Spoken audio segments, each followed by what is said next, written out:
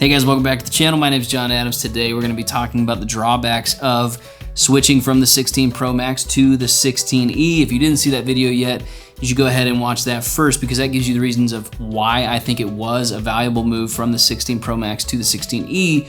But there's definitely some drawbacks. I mean, there's no way around it. It is not as high quality of a phone. It's got some of the things that I like more, but I know for most people, you're probably gonna like the 16 Pro Max more anyway. So these drawbacks are important because if you're gonna be spending your hard-earned money, you wanna make sure that you're not making a bad decision. A lot of people in my last video said it was a bad decision to go from the Pro Max to the 16e.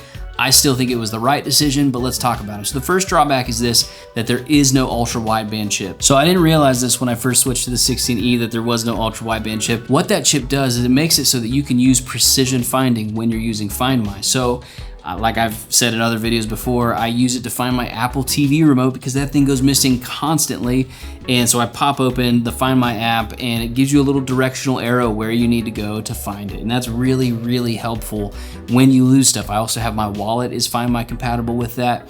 And so I didn't realize when I switched to the 16e that that would not be the case. Now, is it a huge drawback? I can still use the audio signal, but man, Apple has to figure out their audio signal on AirTags and stuff because like the little like chirping sound here, I'll do like a quick example.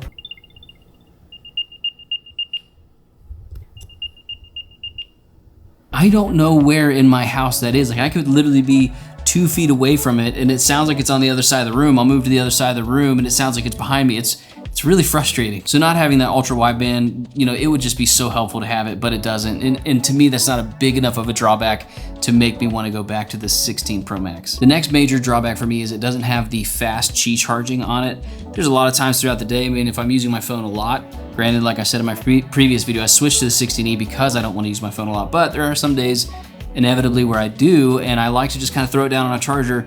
And with the 16 Pro Max, man, you throw it down on the charger and a few, 30 minutes later, it's significantly more charged.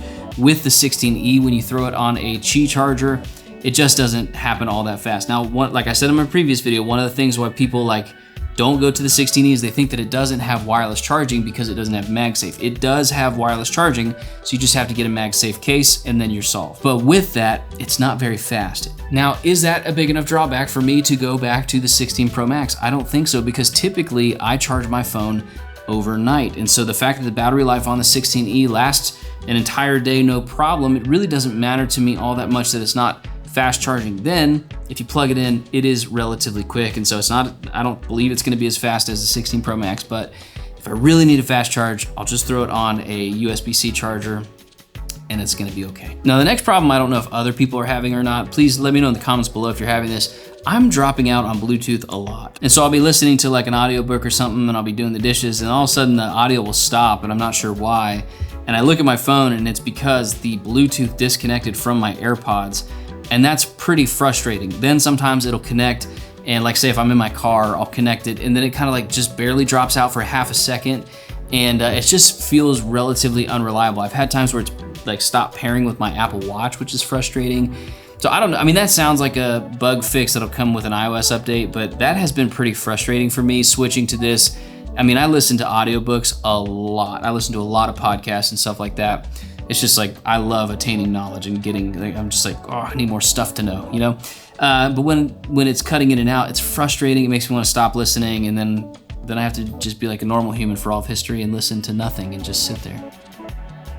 And that sounds terrible. And the final drawback, and this is definitely the biggest drawback in my mind, and I think it probably is for most people, like a lot of people would say the display is not that big of a deal to me. I don't need the 120 hertz. In fact, I literally do not notice it at all. And saying this sentence was the first time since I started using the 16e where I've even thought that. It's not the display, it's the cameras. Now I knew going into this that the 16e was not going to have as good of cameras as it's only one camera. It's not gonna have as good of a camera as the 16 Pro Max because man, those things are incredible. And I always use the ultra wide lens. That's like my favorite focal length is that super ultra wide look. And the fact that the 16e doesn't have the ultra wide really does frustrate me. And it doesn't have telephoto. I don't use that much anyways.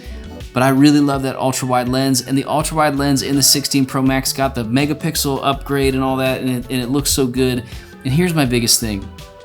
With my phone, that is like the holder of my memories, which sounds that sounds scary, and it kind of is. Like I've thought multiple times about going back to a film camera just so I can physically hold, you know, the memories in my hands.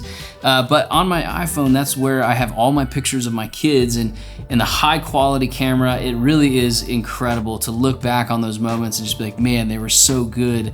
And so moving to the 16E, there's been a few times where I've thought, I can go out and get either a film camera, or I can just get I can use my DSLR. But then at that point, the advantage I loved about the 16E being so small is just, you know, puff of smoke in the air now, because I have both my phone and a camera. It doesn't really make that much sense. And so that's the one thing where I've thought about, like, man, should I move back to the iPhone 16 Pro Max, because those cameras are so good, and like I value every day I get kind of memories sent to me from my phone.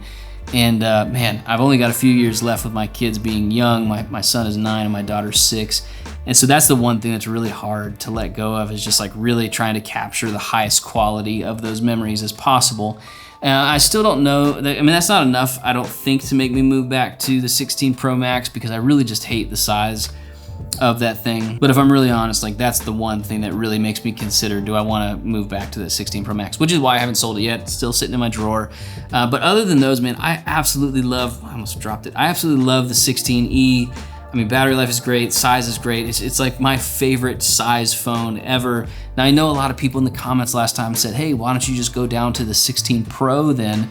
But when you're holding a 16 Pro and you're holding a 16E, it still is quite a bit different. And so like the fact that I love small phones, I would have loved to just have a wide angle, you know, lens on this thing. That would have been awesome. But I'm still deciding. I think right now, I'm still really set on sticking with the 16E. I've enjoyed it so much. It's just such a fantastic phone for what it is. It's gonna last forever. But man, I really wish I had better cameras. So let me know your thoughts in the description below. Am I crazy for having moved from the 16 Pro Max to the 16E? What's your experience of this? And if you enjoyed today's video, please like this. It really does help for the algorithm's sake. Sub to the channel if you haven't. Man, we're on our way to 20,000. We're getting there. Guys, I appreciate you. Thanks for watching. I'll see you in the next one.